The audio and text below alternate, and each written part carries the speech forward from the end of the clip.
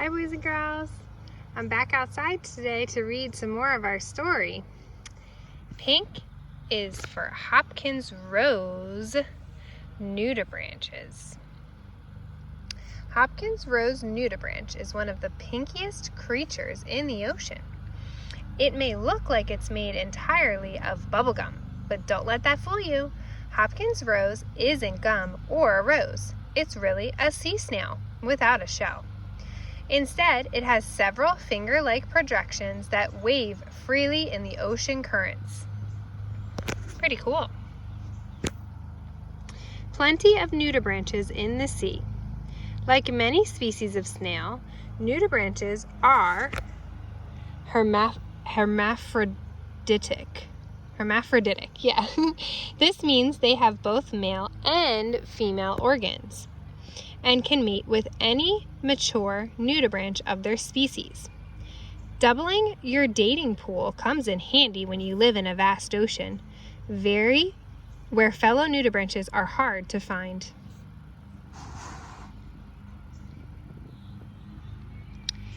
They can be 0.8 to 1.2 inches in length. They eat invertebrate animals, specifically colonies of moss animals called bryozoans, and that they live on rocks in the water. Their habitat is rocky shores and tide pools on the west coast of North America, from southern Oregon to Baja California. Predators and threats. Usually, nudibranches are only eaten by other nudibranches. Most would-be predators avoid them because of their bitter taste. But the tide pools where they live are also very popular with human visitors. Because of this, nudibranches and other nearby species can be stepped on or even captured in their natural environments.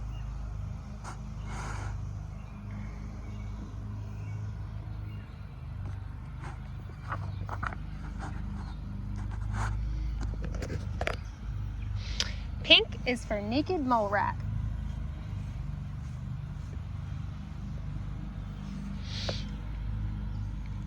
Naked molerats are eosocial rodents. This means that they work as a team to survive, with some molerats digging tunnels and finding food while others defend against attacks or take care of the young. Naked molerats might also one day save human lives. Doctors and medical scientists have recently discovered the rodent's ability to stay cancer-free, which could lead to important advances in the treatment of cancer patients. Not bad for a creature that looks like a pink potato with teeth. Hail to the queen. Naked molerat colonies are led by a single queen, kind of like the bumblebee colony. She is the only one that has babies, while the other molerats work hard to keep the colony safe and well-fed. Naked molerats are also talented architects, building elaborate homes with special chambers, including a toilet, a nursery, and even a pantry for storing food. There are no closets, though. Who needs clothes when you were born to be naked? They can be 3 to 4 inches with a tail up to 3 inches long. They eat roots and tubers. They also eat their own poop, which helps them get more nutrients from their food. They live in sandy soil of Kenya, Somalia, and Ethiopia in East Africa. Birds and snakes will attempt to eat naked molerats if they catch a glimpse of them. However, these creatures will often call out a chirping or squeaking alarm as soon as a predator is spotted, so they are very tough to surprise.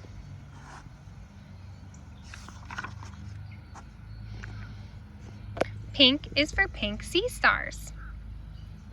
Pink sea stars have hundreds of sticky tube feet on their arms, allowing them to cling to rocks in the ocean floor while they search for prey. They also have another trick up their sleeve, arm, when it comes to feeding. If a sea star comes across prey that is too big to fit in its mouth, it will stick its stomach out through its mouth, wrap it around its meal, digest it, then draw the goopy digested mess back into its body. Some might think this is gross, but seasoned animal explorers know the truth. It's seriously cool. The world's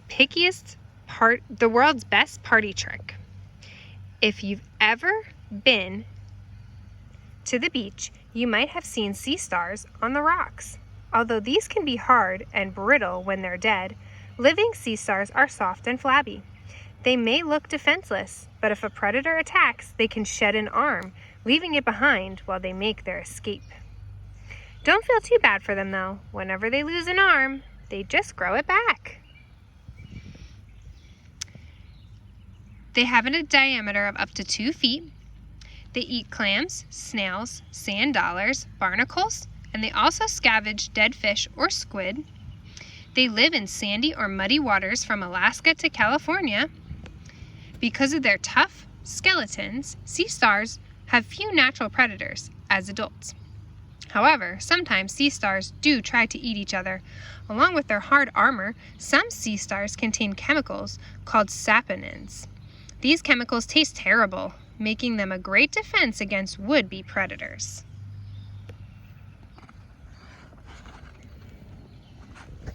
Pink is for hippopotamus. Look at the baby. Hippopotamuses spend long days in some of the hottest parts of the world. To protect themselves from sunburn, hippos ooze a thick pink oil all over their skin. This pink sweat acts like an antibiotic sunscreen, so hippos can stay out in the sun all day without getting burned. Sink or swim. Hippos spend up to 16 hours a day submerged in the water to keep cool. They can close their nostrils and ears and hold their breath for 5 minutes as they trot along the river bottom. But water-living hippos also have a well-kept secret. Despite their amphibious lifestyle, they can't actually swim. They're even too dense to float. Instead, they gracefully walk through the water, with their toes lightly bouncing off the bottom of the riverbed. They can be 9 to 14 feet with a tail up to 13.7, 19.7 inches. They like to eat grasses and fruit. They live near rivers, lakes, and swamps in sub-Saharan Africa. Despite their lumbering, chubby appearance, hippos are one of the most dangerous animals in Africa. In fact, hippos kill more people than any other large animal in Africa, including lions and crocodiles. Their enormous size and long, sharp teeth make them deadly to predators like lions, but they still have to watch out for each other. Male hippos often fight for territory, which can cause serious injury or even death. That's all for today. Come back tomorrow to learn more about our animals.